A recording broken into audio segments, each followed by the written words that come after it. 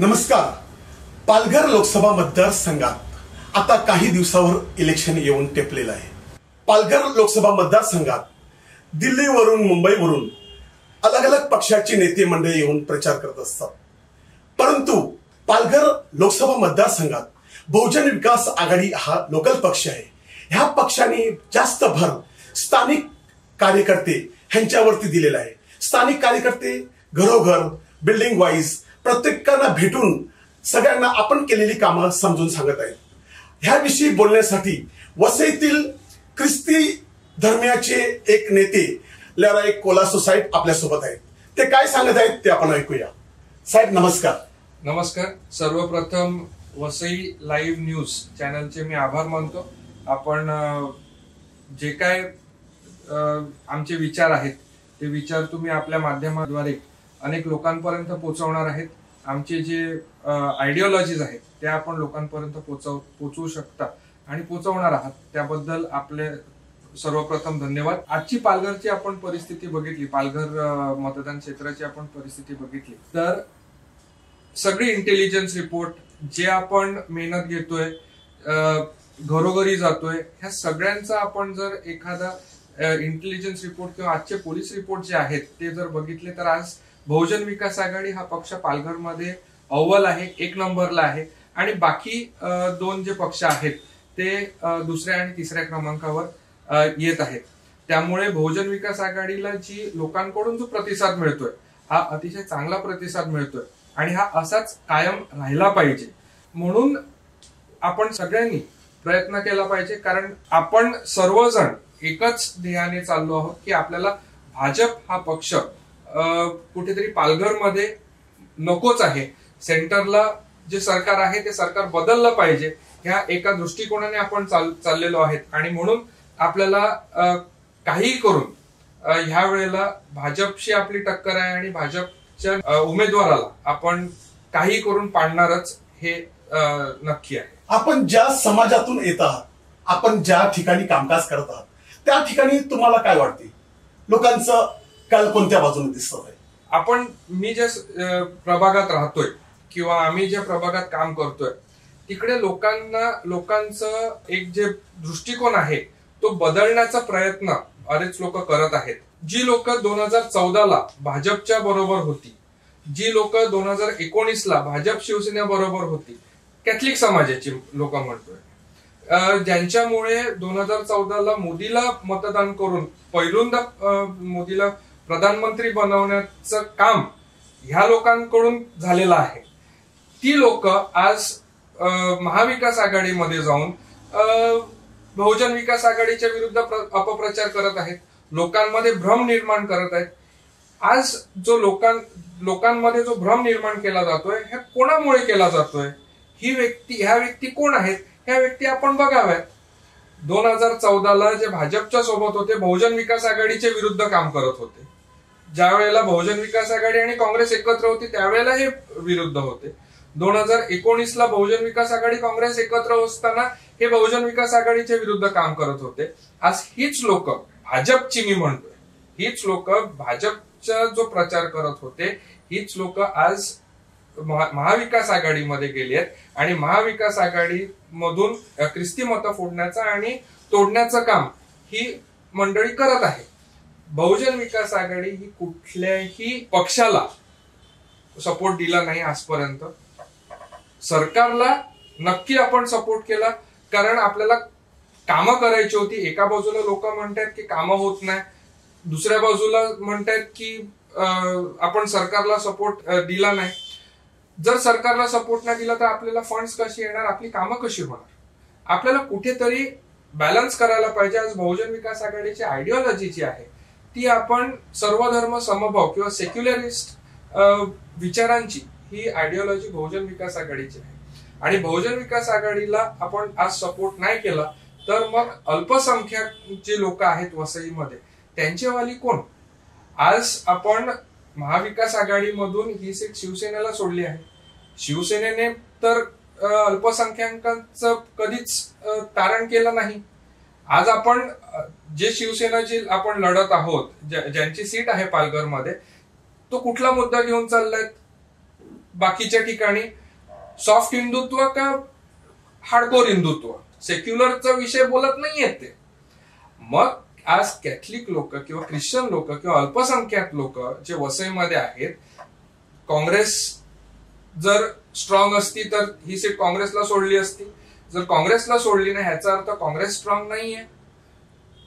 भाजपच्या बरोबर आपण जाऊ शकत नाही. आज शिवसेना एका ठिकाणी आहे, उद्या कुठे असेल आपल्याला माहिती नाहीये. मग आपल्याकडे पर्याय एकच उरतो, जो सेक्युलर पर्याय आहे. अप्पा ओरडून ओरडून सांगत आहेत की आपण 1990 पासून आपण ह्या शक्तींविरुद्ध लढतोय. जी भाजप शिवसेनाच्या ज्या शक्ती होत्या त्या शक्तींविरुद्ध आपण लढतोय, आजही लढतो आहे. मग आपल्याकडे बहुजन विकास आघाडीशिवाय पर्याय नाहीच आहे. त्यामुळे मला 100% खात्री आहे की ज्या वेळेला आपण लोकांपुढे आपण जातो त्यावेळेला बहुजन विकास आघाडीशिवाय पर्याय उरत नाहीये. त्यामुळे बहुजन विकास आघाडीला आपण मतदान करून त्यांना विजयी करावं.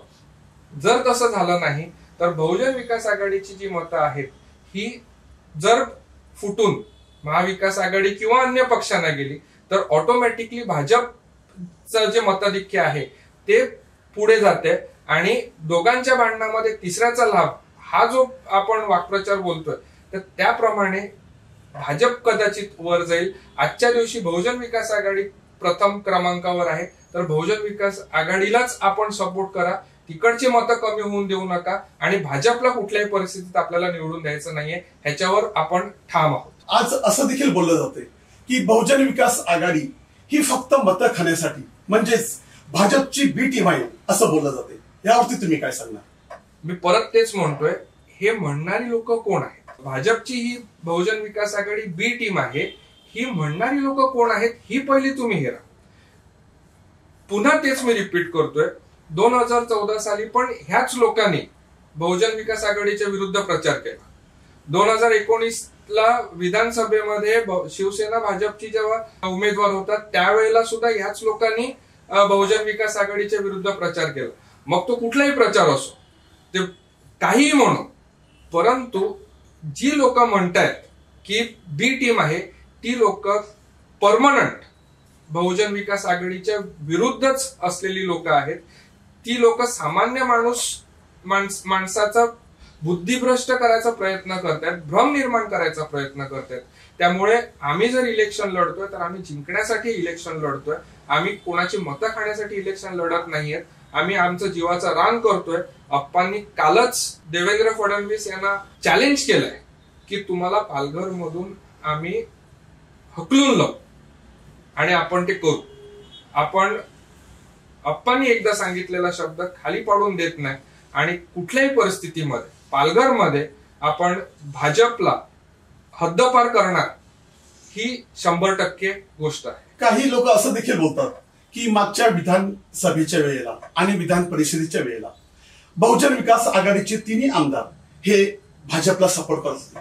आता पुन्हा ह्या इलेक्शन नंतर जर का तुम्ही जिंकले तर पुन्हा तुम्ही भाजपला मदत करू शकाल का? 2019ला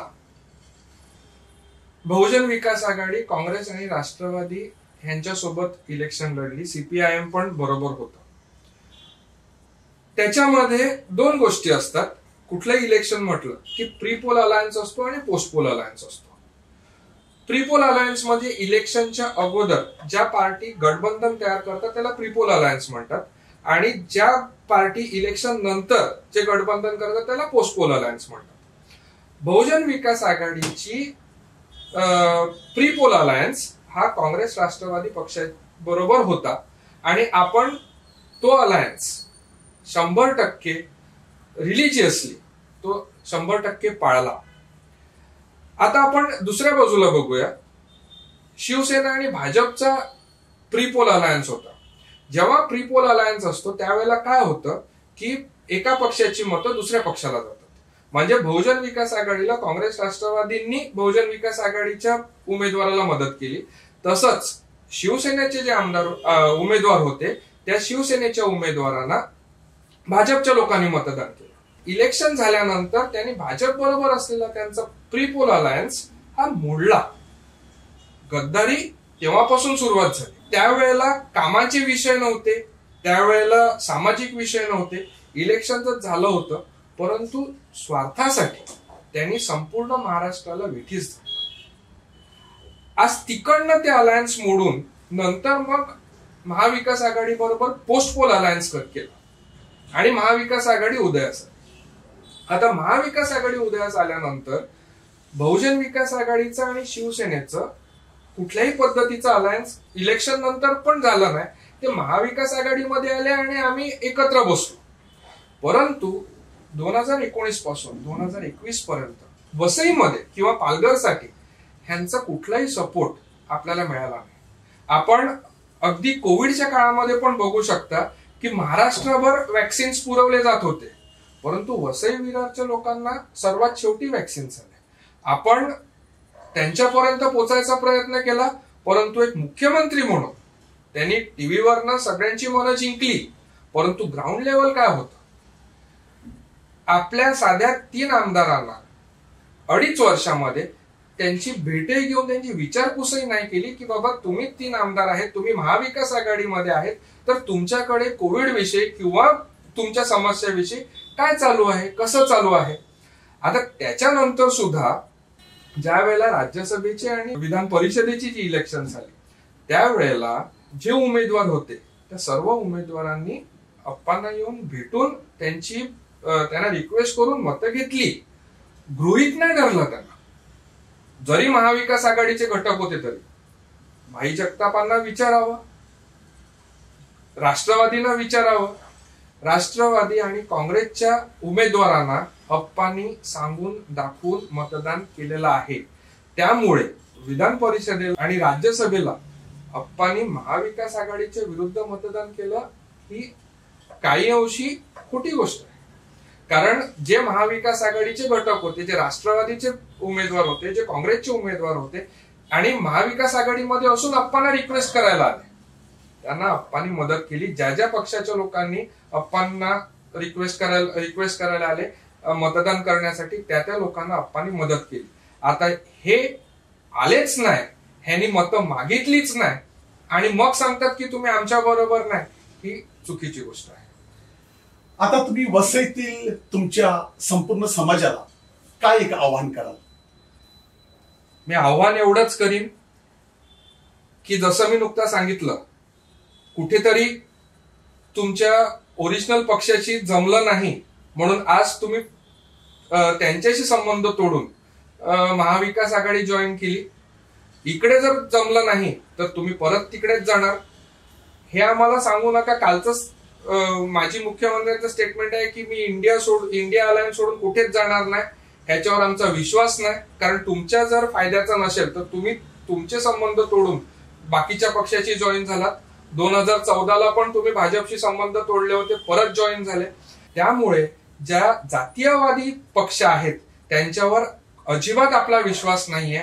ते कधी तिकडे तर कधी इकडे. आज इकडे आहेत परंतु इलेक्शन नंतर तिकडे कधी जातील ह्याचा आपल्याला नेम नाही. आपला जो स्थानिक पक्ष आहे, जो स्थानिक लेवलवर कामं करतोय, जे स्थानिक लोकांबरोबर मिळून आहेत आणि मेन म्हणजे 1990 पासून जे तुमच्या बरोबर आहेत. आज बहुजन विकास आघाडी वसईमध्ये असल्यामुळे संपूर्ण मुंबई पेटली, मुंबईमध्ये जातीयवादी दंगली झाल्या.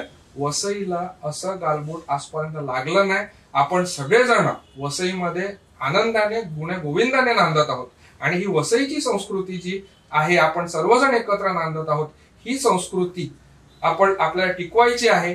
आज आपण जर बघितलं तर ख्रिस्ती समाजाला जास्तीत जास्त प्रतिनिधित्व जे दिलेलं आहे सगळ्याच पातळीवर ते बहुजन विकास आघाडीने दिलेलं आहे. दुसरे पक्ष जे आहेत, जे धर्म घेऊन चाललेले आहेत, त्या पक्षांनी ख्रिस्ती समाजाला किंवा अल्पसंख्याक मतदारांना बाजूलाच ठेवलेलं आहे.